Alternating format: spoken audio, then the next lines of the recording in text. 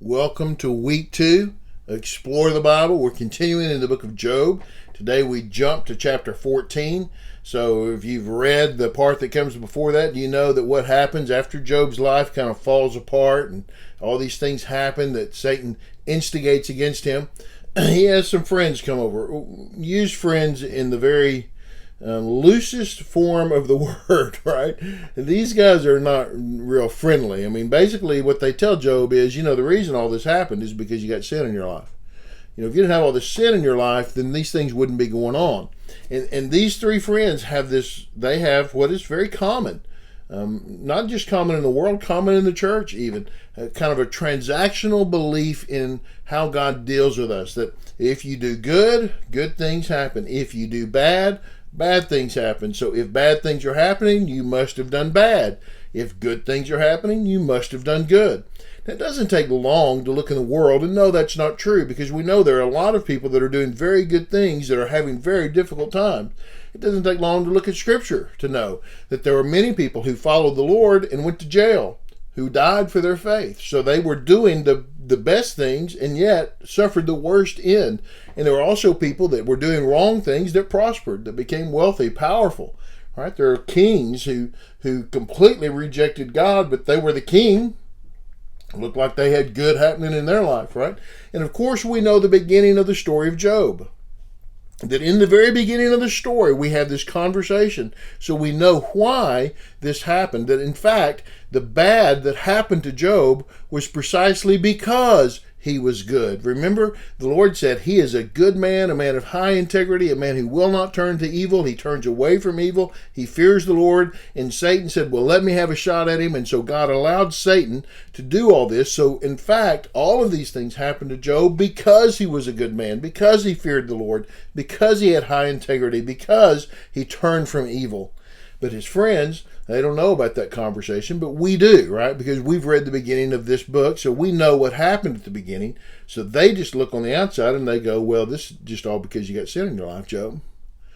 Well, that's pretty tough. So chapter 14, we get part of Job's response to them and some of the depth of the despair that he feels, as well as the glimmer of hope that he has. And a glimmer of hope is pretty good. That glimmer of hope, it's pretty bright. So let's read. Chapter 14, verse 1. Anyone born of woman is short of days and full of trouble. Well, that's everybody. Everybody's born of woman, right? You're short of days. We don't have a lot, and they're hard days. That's true, right? It's true. If you're living on the earth, you're not going to have a lot of days here, and there'll be hard days. Life, this is what I would tell my kids all the time. Life is tough. This is the much more poetic version. Life is tough. He blossoms like a flower and then withers. He flees like a shadow and does not last. I told them life is tough and then you die. This is the poetic version of that. Do you really take notice of one like this?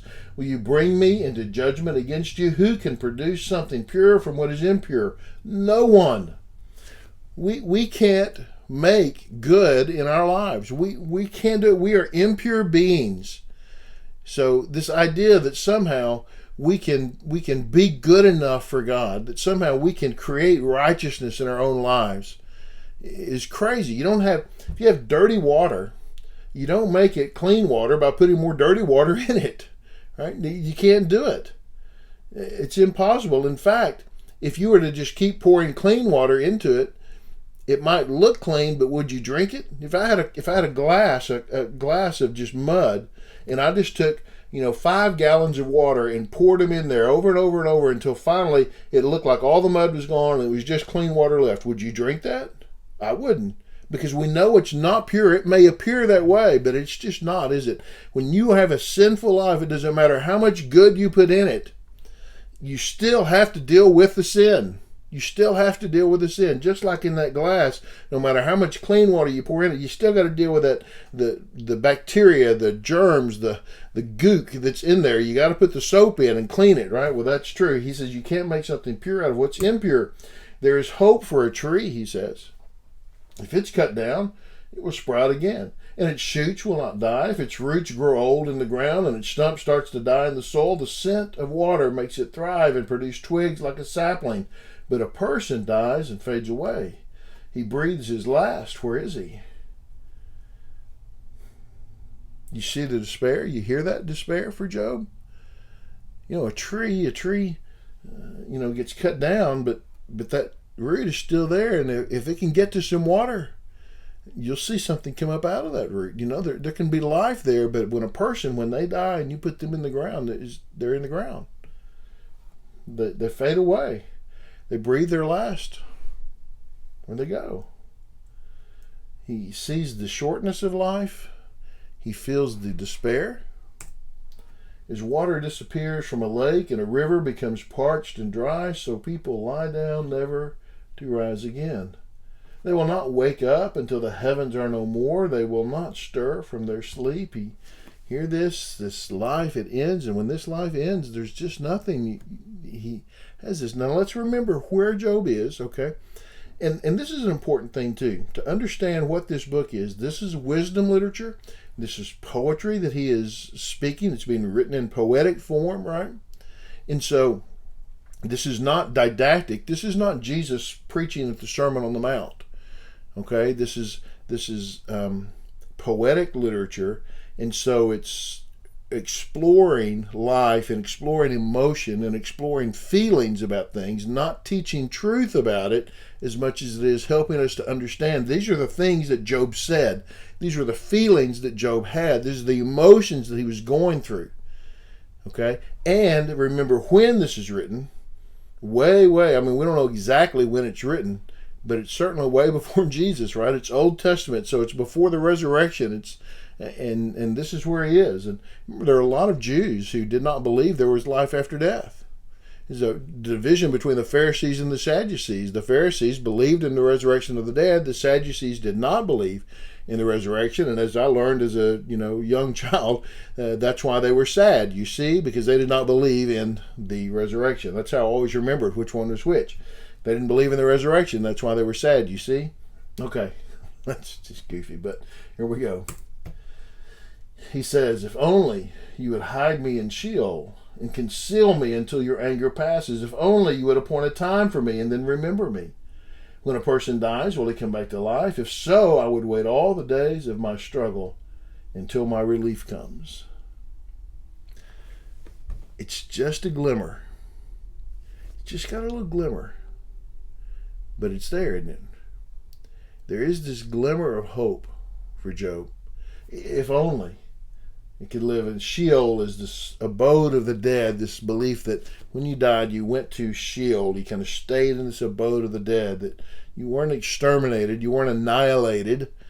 You were in the abode of the dead, waiting for the judgment day. Yet if you would hide me there and conceal me until your anger passes, if only you would appoint a time for me and then remember me, to resurrect, to bring me back. When a person dies, can he come back to life?